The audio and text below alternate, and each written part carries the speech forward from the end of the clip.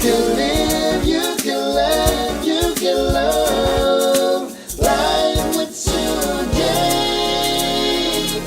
Oh, oh, oh, oh. And good afternoon, and welcome to Live with SuJay. And you know, we're all the way live and in living color, and we're so excited to have with us five. That's right, high five. Five dynamic, amazing Black women pastors. They're part of the Real Black Women in Ministry Thrive initiative, funded by the Lilly Endowment and in partnership with the Union Baptist Church in the village of Harlem. I'm Ambassador SuJay, and it's my delight to be with you and to be the host of this wonderful show for Black History Month, Women's History Month. We're all of that. We're Black and women all year long. So whenever this airs, we're important. So I want to introduce to you our wonderful dynamic participants who are senior mentors, mentoring other young women who are coming into parish ministry. We are the first generation that have all Black women who are able to mentor all Black women. And so we want to leave legacy and plant seeds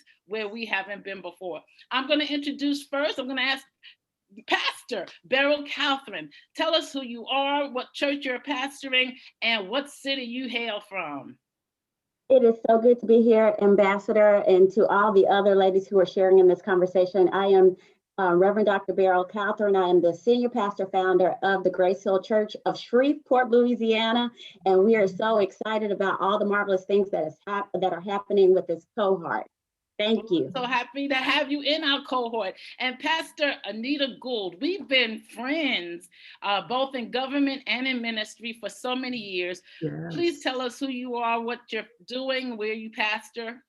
I am the Reverend Dr. Anita Gould, and I am the proud pastor of the Agape African Methodist Episcopal Church in Gaithersburg, Maryland. All right, now you are a proud member of the Real Black Women in Ministry. I am a proud member of the Real Black Women in Ministry Fellowship, and I am so happy to be in this cohort, Ambassador SuJay. And we're so happy to have you. Pastor Denise McLeod, all the way from Florida. Tell us who you are. Hello, I'm Pastor Denise McLeod from Trinity Presbyterian Church in Key West, Florida, and I am a proud woman, proud member of BWIM. All right, happy to have you. Pastor Angela Johnson. Hey, everybody. I am Angela Johnson. I am pastor of the Grace Hope Presbyterian Church in Louisville, Kentucky, and just excited to be a part of this initiative. It is a good thing. We're glad to have you. And Pastor Wanda Thompson. Yes, I'm Reverend Wanda Thompson with the Ambassador Baptist Church from Washington, D.C. And I, like my sisters, I'm just excited and honored to be a member of the Real Black Women in Ministry Thrive group. So what does it mean to you? I mean, it is the first generation of Black women. You're mentoring a mentee who is now serving with you. We've been together a couple of months now. It's a 4-year commitment, and you've made that commitment. What does it mean to you to mentor another woman in ministry? Dr. Gould. It is such a joy, Ambassador, to be a part of this because I have an opportunity to pour out as other women have poured into me. It was not easy. I had examples, but I have not had the opportunity. I have a wonderful mentee, and she's so open, and I'm just ready to just keep pouring into her. So this is an exclusive and a very wonderful experience. Great. And Pastor Beryl Catherine, what does it mean for you to pour into another mentee? Like Pastor Gould said, being able to have the opportunity to give forward and to still learn, because I'm also learning from my mentee about the times. You know, we've heard it. We have an 8-track generation. We have a generation that is has used CDs and has used tapes, and so she keeps me just as relevant as I can help to keep her. And so it's good to have the covenant exchange and to be a part of other women who I can share ideas and be able to glean from.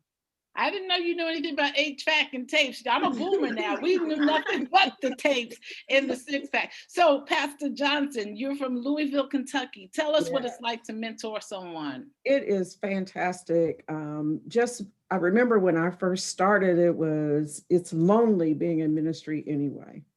And then being able to connect with a sister is fantastic. Just bounce things off each other and really just walk this walk together, because it can be a lonely thing. Awesome. Pastor McLeod? Yeah. Yes, this is just an opportunity to give back. I had a mentee many, many years ago, and now here I get to be a mentee. So I am thrilled about that I get to pour into someone's life, but also to glean from their lives as well. That's an important piece. We're gleaning from each Yeah. other. Pastor Thompson, what does it mean for you to mentor someone? Oh, it means so much. I have a wonderful young woman that I'm mentoring, and it just reminds me of what it was like to be in ministry at the very beginning. And I think about all the things that I wish someone had said to me or told me, and I'm hoping to be able to pour some of that in. But just like my sister said, I'm learning as much as she is. So I'm just grateful for the opportunity.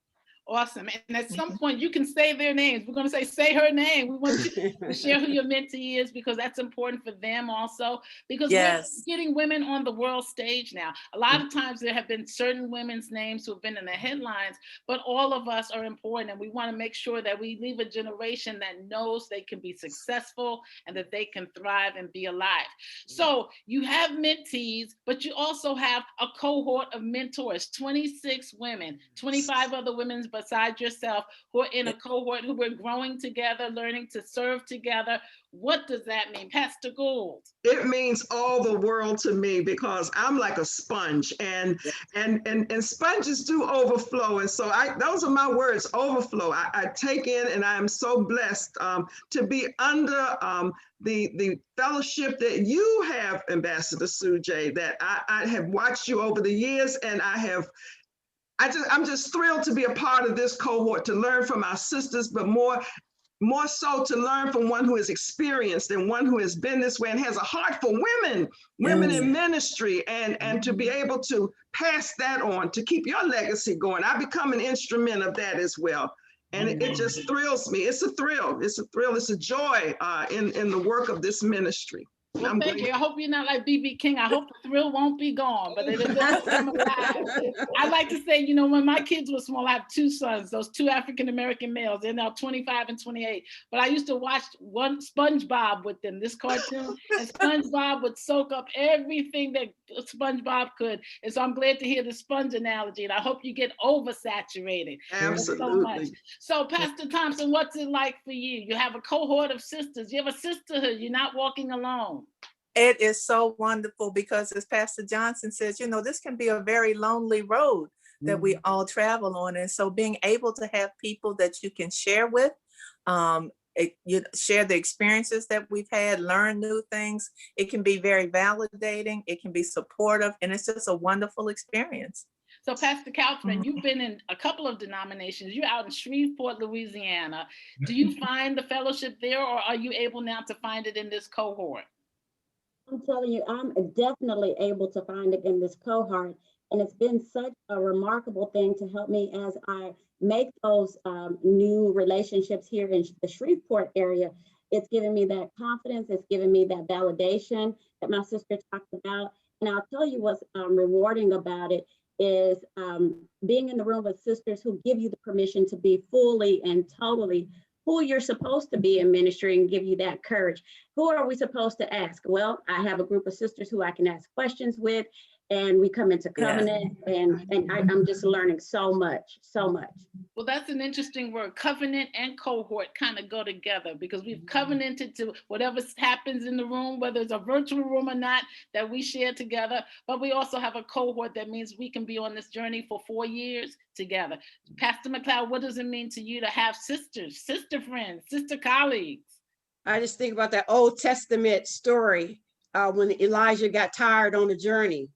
And God said, hey, I got a cave full of more prophets that you don't even know about. So you found your cave. I'm on this 4-mile island. It's tiny where I live. And I feel alone at times. But guess what? I'm now in the midst of a bunch of great women. Amen. Well, I've heard of a men cave, but now we got a sister cave, and I'm loving that. A sister cohort cave. Pastor Johnson, what's it like? You have sisters now. You know that it doesn't have to be lonely anymore. That's right. And part of it too, I think, is when we come in together on our meetings, you can take that clergy stole off. Yes. And you never take the mantle off, but you take that stole off for just a minute, just to be with some sisters that understand. We don't have to explain things to each other. We just know how it is. All And right, you get that feel each other. beneficial. So it's going to Yes. be even more live than that. You're going to be taking your soul off. You know, I'm all the way live and in living color. In case you're just joining us, you're joining Live with SuJay. And for Black History Month, we have the dynamic, real Black women in ministry sisters. You've met some of them already, but today we have 5 who are all the way live. If you're just joining us, please press that subscribe button, give us a thumbs up, share it. We want to see you and give us a comment. We'd love to hear from you, but we're helping women in ministry all over the globe know that you are not alone, but you are very much part of us. And we're going to take a short break and be right back. Hey, thank you for joining us. You know, COVID is a tough time and a lot of people are feeling the pressure of stress of life. But I have a book that I think will be a blessing to you. It's called Too Blessed to Be Stressed. And the subtitle is Words of Wisdom for Women on the Move, but it's also for men on the move. And it's scriptural steps to bouncing back from burnout. I encourage you to get it. It's still a bestseller some 10 years later. You can get it on Amazon or wherever books are sold online. But Too Blessed to Be Stressed. I want you to know you are too blessed to be stressed. And so please obtain a copy. I hope it will be a blessing to you. Okay, in case you're joining us, we're here with Live with SuJay. Press that subscribe button, give us a thumbs up, share this. You're joining the Real Black Women in Ministry Thrive Initiative, 5 dynamic women from all over the country. And that was what was important to us. At first, we were trying to limit it to the Northeast because we had a waiting list. But there were people like Pastor Johnson that was like, make a place for me because I need this. And what has happened is we have a room of 26 women who are like, we need each other, which is so, so important. So tell us about your mentee. Announce who she is and tell us what the project or the mission or the assignment that you have given her for this top part of the journey. Pastor Thompson, who's your mentee? And she's all the way live. She comes on ready. Who's your mentee? My mentee is Sabrina Phillips. She's a wonderful young woman, and she is very helpful to me in my ministry right now. I think as we all know, with this pandemic, we've got a lot of people who have lost touch or gotten disconnected. And part of what she's doing with me is reaching out to those individuals on a regular basis and making them feel like they're still valued members of the congregation, seeing what they need and doing things like that. And she's going to be trying to help or organize not only a survey about needs, but also trying to get us a website that will connect some of those folks as well.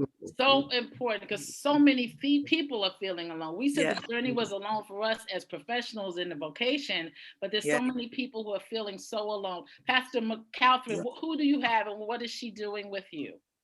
I have Evangelist Shamaya Williams, and she's assisting me with building that young adult ministry, that youth ministry. What we have found out during the pandemic was there are so many young people who are suffering with mental illness. So we're doing a little bit of counseling with those individuals, helping them to identify some things for themselves and rediscover. And so my word for this year is reset. So in our reset zone, we're also helping those young people to reset, and we are affecting change in entire households because of using those children and bringing them in and really speaking to them. It's really helping entire households. Awesome. I gave everyone an R word at the beginning of our cohort. And so what's your R word? Hers is reset. Dr. Gould, what's your R word and how is your mentee helping you with your R word? My R word is realization. My mentee is Masua Stevens Morrison, straight from your home church. And I'm so grateful for that. Realization in that I believe in, again, my word, pouring and sharing. And I have tried other mentoring relationships, but it has not been compatible. And in this instance, I get to realize what God has called me to do. And she is so open and so eager, and she brings skills. We're both teachers, and so we both love young people, and we've begun to plan. She is what I have been longing for, even in previous pastoral assignments. She is now the minister to youth and young adults, and the church loves her. Now, see, that's awesome. That's so right. Pastor Masua, Pastor Gould and I are friends and she's in the AME church. Reverend Masua is in the Baptist church. She comes out That's of my right. home church, Union Baptist Church in the village of Harlem. I got to give a shout out to Pastor Brian Scott. But they didn't know each other, but the Lord will put people together. I woke up and I said, Masua. I woke up, I said, Dr. Gould. I said, these two have to go together. And that's how the Holy Spirit works. Pastor McLeod, you have someone also, we have different generations working together, serving together. Tell us about your mentee, who she is, and what do you have her doing? I have the fabulous Veronica Guy Stafford, affectionately known here on the island as Coconut Woman. She is my community. She is a community organizer and fundraiser, and that's how she's serving in our church as a community fundraiser, organizer and fundraiser. And the R word I have there is reconciliation. Breaking into a small community is extremely difficult. And, I came in young, fresh, and with big boots on. And now it's time for some reconciliation, some healing to be done in this community. Yeah. And she is going to be helping me to do that. And you're in the Florida Keys. So if you ever get tired and just need another assistant, I can come down there because I got to visit all your sites anyway. I'm like a bishop. So if you ever need me to just come down there and just kind of stay in the Keys for a couple of days, let me know. I can make those arrangements. Do you understand? Anytime. All right. Pastor Johnson, please tell us who your mentee is and what's her assignment. She is fantastic. It's Reverend, soon to be Reverend Dr. Marsha Lynn Burton. She is assigned to revamp our Sunday school, to come up with a different, even if it's not on Sunday, we've been talking about it, coming up with a fresh look as to how this type of learning can be. And we are excited about it. She's younger than I am, which is a great thing. And the R word that described both of us, actually, I don't know what she selected, is resourceful. Oh, I love it. You have to be resourceful because it's hard for one church to do everything that needs to be done right now. So we call the Real Black Women in Ministry Initiative. So we said R was for relationships, for resourceful, for resetting, for being real, all of the R's from above. We're going to take a break and we'll be right back. You just stay tuned. Again, subscribe, give us a thumbs up, and share with us and share with your others. Please comment and give us positive comments. We'll be right back. We're going to take a quick break. Thank you for staying with us. Hey, Black Women in Ministry. It's an exciting time, Black History Month, and throughout the year, we're always going to be Black women in ministry. So I want to commend to you a book from Judson Press. It's called The Sister's Guide to Survive and Thrive in Ministry. Words of wisdom from my 40 plus years in Christian ministry. Lessons I learned, things that I wish I could have had coming along the way. It's a short read, but it's a powerful read. And it has a foreword by Bishop Vashti McKenzie. So I'd love for you to get a copy of it. It's called The Sister's Guide to Survive and Thrive in Ministry. And it's also a sponsor for today. So thank you, and I hope you get it, and I hope it will be a blessing to you. Okay, welcome back. And in case you're just joining us, this is Live with SuJay, because we're all the way live and in living color. And we are so excited to have high five for 5 Black women in ministry who are part of the Real Black Women in Ministry Thrive Initiative, funded by the Lilly Endowment and in partnership with the Union Baptist Church of Harlem in the village of Harlem, Pastor Brian Scott. I'm the first daughter out of that church, and it's so wonderful to see so many daughters. They have 12 women in ministry now, but I have my sisters in our cohort, and I'm so excited to be with them and mentoring them as they mentor others, but we're learning from each other. What's one lesson that you've learned just in these 3 months or so we've been together? What's one lesson you've learned from your mentee during this period? Pastor Beryl. To always be open to new things. God gives a vision, but it doesn't have to be done the way that I'm accustomed to it being done. She's taught me to keep my heart open, of course, to ministry, and as far as doing things a different way. She's been very innovative in helping me with things like, we know pandemic made us all have to go online at some point. And so being able to reach generations through different media, YouTube, Ambassador Clubhouse. You're a boomer. You often tell us that you're a boomer, but trying to keep up with you, I've got to keep my shoes laced up, because you are taking advantage of all of those platforms. So that's what I've learned from her, is to make sure that I'm taking advantage of everything, not leaving anything on the table. Awesome. And if you haven't joined Clubhouse on Tuesdays, you have to have an iPhone, but on Tuesdays at 4:00 Eastern Standard Time, we try to bring Black women in ministry from all over together to just have conversation. So join us if you haven't been on Clubhouse. And if you have, then join us again. So we're so glad to have you. So Dr. Gould, Gould, what's one lesson? The Spirit says, behold, I will do a new thing. Yes. Now it shall spring forth. Is it the now in your life and ministry? This is a now. This is a springtime for me. And the lesson that I'm learning is something I preach, but I'm learning it myself, and that's taking risk. And I'm learning to breathe and to back off and allow the mentee to breathe. And so in doing that, we're both flourishing. And so it's reinforcing what I've been teaching and preaching, and now I'm putting it into practice, and it is a marvelous experience. I love it. Back off. So breathe a little bit. Delegate. It's okay. Yes, Not it's trying okay. to macromanage. You can let somebody else do this thing. Hello, somebody. Yeah. Dr. Johnson, what's a lesson you're learning from your mentee?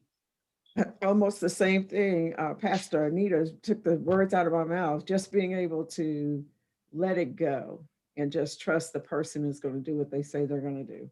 And Pastor McLeod, I love it. Yes, Pastor McLeod. Delegate also. My mentee has taught me how to delegate. I'm learning from her that, and as well to take the time to celebrate with the people that's serving with you. She does a lot of lunches. So relate, delegate, and celebrate. Oh, I'm loving it. And Pastor Wanda, what's something you've learned? I think one of the things that I've learned is that my mentee has a gift for relating to other people, and that some of the things that I can't do, she's able to do. And so I learn a lot from her, even about how to approach certain personalities within the church and all, where she's been very successful. So I give her kudos for what she's done. And I think, it's a wonderful, wonderful relationship we have, where we share with each other and share ideas with each other. And so I'm learning a lot, and I think she's learning a lot. But her approach with other people is something that I really appreciate, and it's been very helpful. So, I meet with the mentees after I meet with the senior mentors, and they are all the way live. They're ready. So you got to get ready. Y'all can't sleep on this one. They are so ready. We talked about delegating. We talked about relating. So, all of the ministries in my life, whether it's a business or whether it's the pastoral ministry, I have put on a school year calendar. The word that I work with all of you is boundaries and not burnout. Even this ministry, we take the summers off. Turn and tell the person beside you, summer's off. Yes, summer's off. So in your free time now that you're delegating and you're letting go a little bit, we're going to talk about the humanity of sisters. One of the women I love in the Bible is Deborah. Deborah was a prophetess. She was the first female judge, and she was a wife, multidimensional. We're multidimensional. Some of us are working another job. Some of us are pastoring, and we're mentoring. So, but Deborah said, I'm going to take some time out here. I'm not going to run from Ramah to Bethel and then over here to Bethel. I'm going to have them come to me. She was so persuasive that they named a palm tree after her, the palm tree of Deborah. It said the people came to her for judgment. So if people were going to name a palm tree after you, what is it that you do for time management, and what is it you do for fun? We want you to do this in 30 seconds or less. What do you do for time management, and what do you do for fun? Dr. Gould. I have my calendar, and I try to keep it as best I can for time management. I have to write it down. Okay, you schedule yourself in. I schedule myself in. All right, absolutely. I love it. And what do you do for fun when you're off?